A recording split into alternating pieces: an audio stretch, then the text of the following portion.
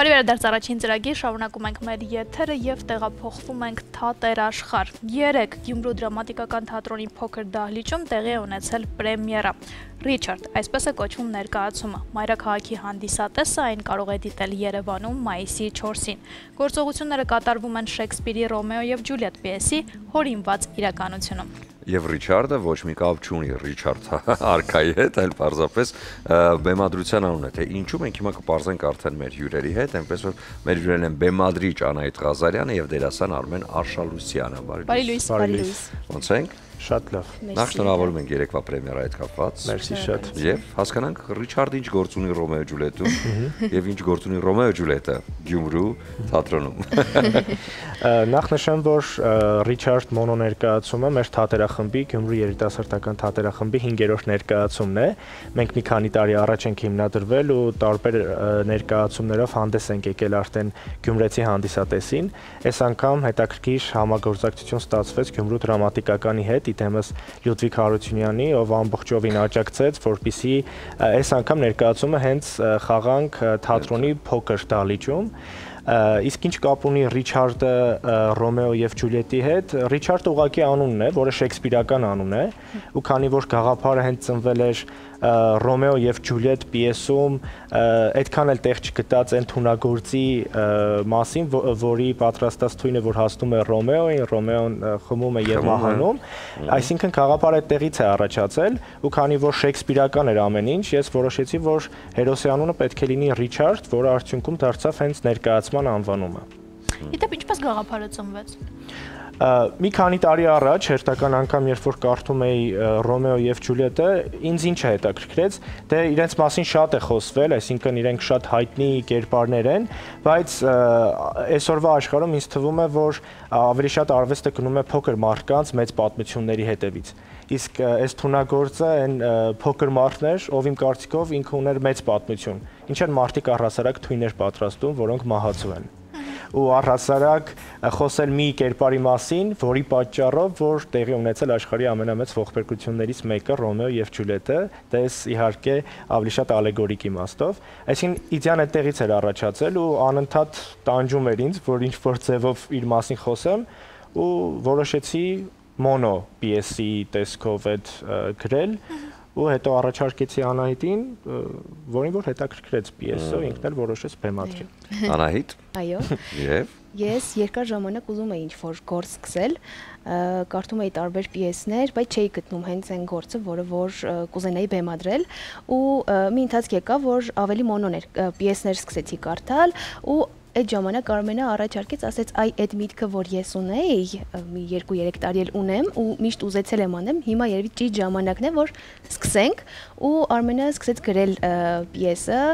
արդեն միտքը ինձ շատ էր հետաքրքրել, Ռոմեո և Ջուլիետ, թունագործ, արդեն իսկ հետաքրքիր էր, ու երբ որ արդեն պիեսը գրեց, սկսվեց մեր բեմադրական աշխատանքները ու այդ ընթացքն էլ էր շատ հետաքրքիր, որովհետև լինելով հեղինակը, ինչ-որ բաներ, եթե ես ասում եի, օրինակ, այս կերպարին այսպես եմ պատկերացնում, նստում էր հենց այդ պահին ու ստեղծագործում էր ու լրիվ այլ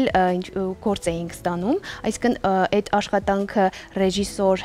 հեղինակ ու արդեն դերասան շատ հետաքրքիր է ստացվել։ Դա ես կատակում եմ, ասում եմ 3-ով ենք այս գործի, դրամատուրգը, ռեժիսորը ու դերասանը։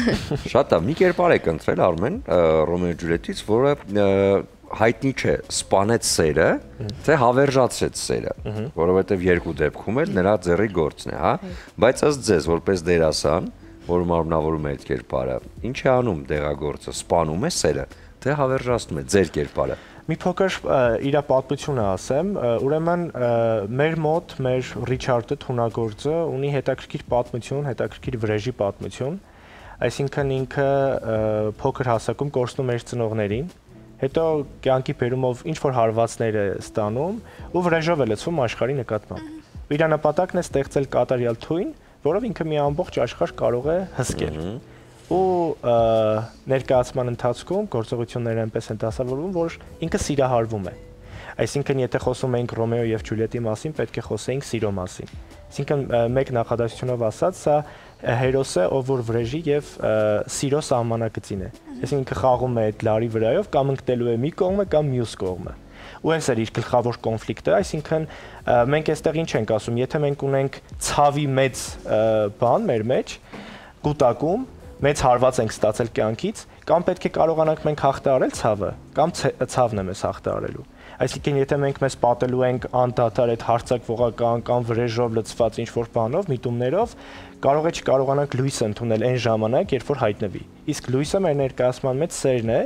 որը սիրարվում է հերոսը, ու արդեն սկսում է հետհայացք գցել, թե արդյոք այն ինչ որ ինքը անում էր, ճիշտ է անում։ Ու հերոսը որոշում է պատրաստել մի այնպիսի թույն կամ այնպիսի նյութ, որը սեր կծնի։ Քանի որ ում որ սիրարվում է, այդ աղջիկը համակրանք չունի հերոսի նկատմամբ, որովհետև ինքը իր վարած կյանքի արդյունքում ձեռք է բերել մարմնական որոշակի արատներ կամ վնասվածքներ, որոնք իրեն ինչ-որ չափով տգեղ են դարձրել։ Այստեղ կարող ենք զուգահեռ տանել Շեքսպիրի Ռիչարդ III-ի հետ, եթե Շեքսպիրի մոտ մենք տեսնում ենք Ռիչարդին արդենից ծնված այդպիսին,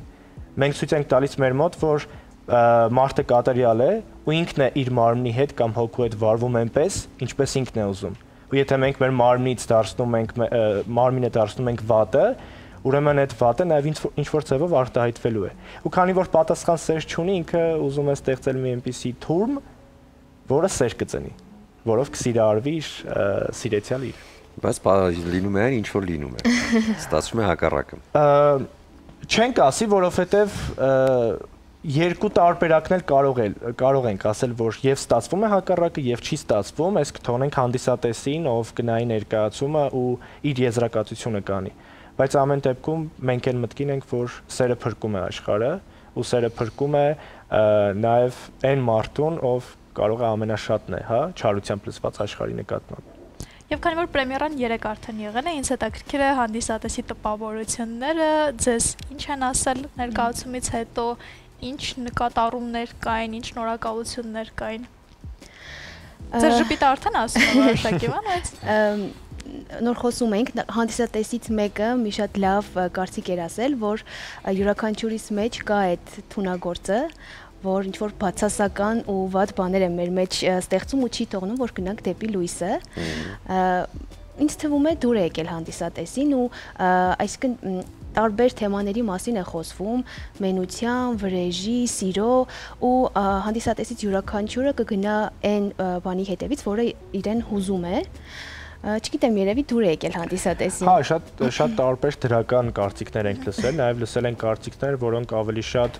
կոնկրետ հատվածի մասին էին, դիտարկումներ, հա, եւ այլն, այսինքն տարբեր կարծիքներ եղել է, բայց հիմնականում կարելի ասել դրական, բեմադրության ու եւ այլնի,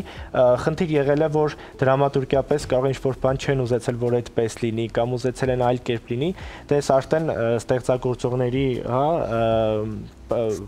մտահաղացումն է ու որը կարող է ինչ որտեղ հանդիսատեսին դուր գալ կամ դուր չգալ,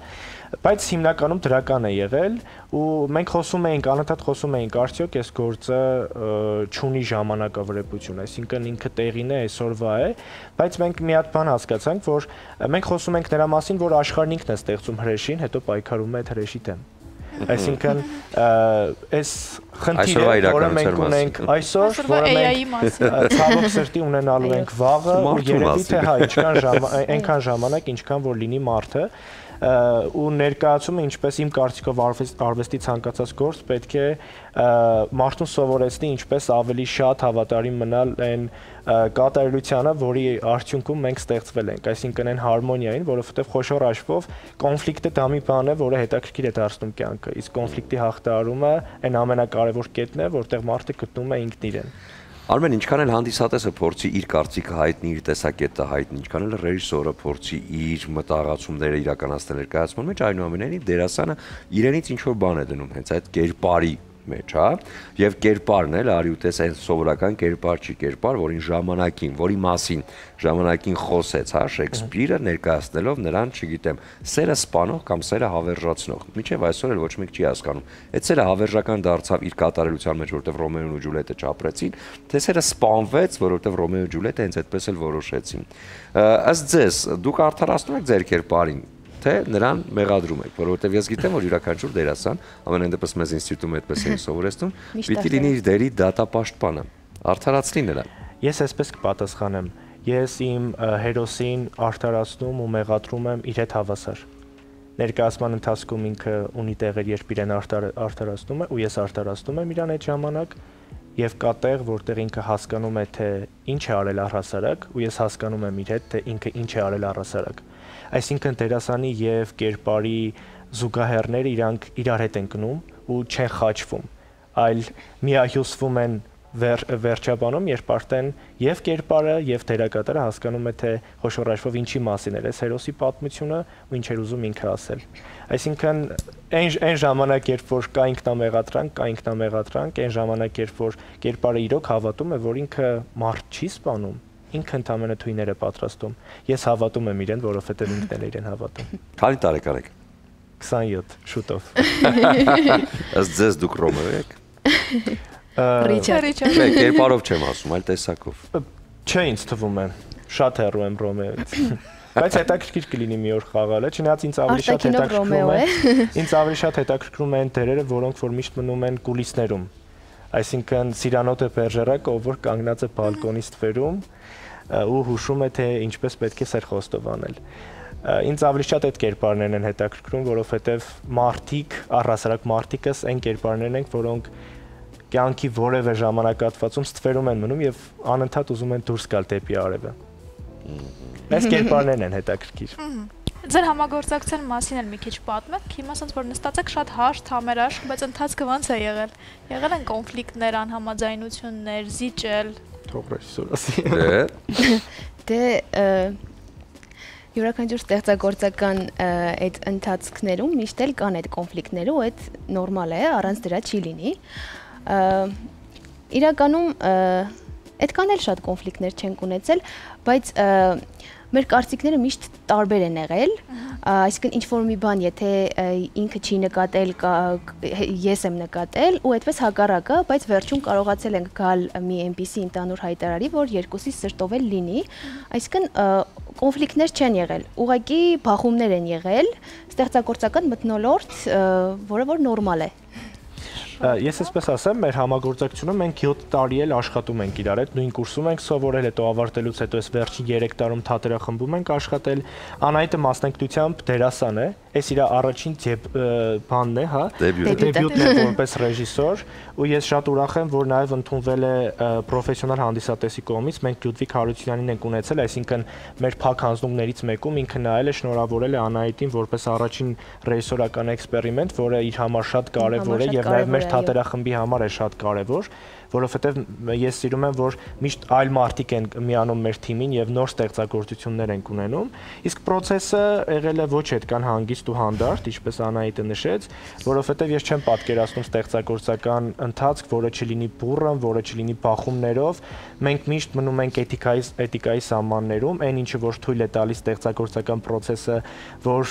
կարողանանք իրենից լավ բան ստանալ, այսինքն եղել են այդ բախումները, անհամաձայնությունը, բայց ես եւս մեկ անգամ հասկացա, որ բեմի շատ լսող դերասան եմ, ինչքան էլ որ փորձից հետո ընդդիմանում եմ, ասում եմ, չէ, սխալ կլինի բան, բայց խելոք անում եմ վերջում են ինչ որ ուզում է ռեժիսորը, հետո ինքն է կոնֆլիկտները, հենց այստեղից։ Եվ մի բառով, քանի երեք պրեմիերան եղել է, մայիսի 4-ին կփոխվի ինչ որ բան, թե ոնց երեք խաղացել եք, նույն կերպ խաղալու եք Երևանի հանդիսատեսի համար։ Ինձ թվում է չի փոխվելու մեծ հաշվով, բայց քանի որ խոսում ենք ներկայացման մասին ու թատրոնի մասին, անպայման ինչ որ փոփոխություններ կլինեն, նաև նշեմ, որ Արմոնոյի շրջանակներում մենք խաղալու ներկայացումը մայիսի 4-ին Երևանում թատերական գործիչների միության տանը, այնպես որ սիրով հրավիրում ենք, մուտքը բաց է, այսինքն հրավիրատոմսերով է, շատ ուրախ կլինենք, եթե ներկա լինեք, իսկ Արմոնոն նաև այն փառատոնն է, որի շնորհիվ կամ պատճառով մենք որոշել ենք մոնո ներկայացում անել, որովհետև ունենք մեր երկրում նմանատիպ լավ ու որակյալ փառատոն, ու մեզ համար պատիվ կլինի մայիսի 4-ին ներկայացնել մեր ներկայացումը այս փառատոնի շրջանակներում։ Մաղթում ենք ձեզ հաջողություններ, շատ լավ հնարավորություն է, որովհետև ոչ միայն փառատոն է, հա, իր տեսակի մեջ, նաև փառատոն է, որ այսօր միջազգային մեծ ճանաչում ունի եւ դերասանի համար շատ մեծ դռներ կարող է բացել Հայաստանի սահմաններից դուրս, ինչի առիթով շատ ողջունելի է։ Այնպես որ ձեզ մաղթում ենք հաջողություն, հավատացած ենք, որ շատ հիանալի գործ եք արել, որովհետև հենց այդպես լցված են ձեր երկուսի աչքերը։ Ուզում եմ ձեզ նվիրել բացիկներ, արև բացիկներ, որոնք նախատեսված են սիրո խոսքեր ասելու համար հարազատ ու սիրելի մարդկանց։ Երկու բացիկ, մեկը Ավետ Բարսեղյանի խոսքերն են, տիեզերքը զգում են երկուսով, մյուսը Թաթայի երգից են, ծաղիկներ բերեմ, սիրունջան, քո ճամփեմ, զուգեն զաթեմ։ Արմեն ջան, սա քեզ։ Հա, դու իհարկե կնվիրես նրանում կասես, իսկ սա էլ ձեզ տիեզերքը զգում են երկուսով։ Ռեժիսորական մոտեցում, կարծում եմ, ցանկացած տողի։ Մեծ հաջողություններ ենք մաղթում ներկայացմանը եւ ձեզ։ Դե հիմա էլ կլինի կարճ դադար։ Հետո կվերադառնանք ու կամփոփենք այսօրվա առավոտը։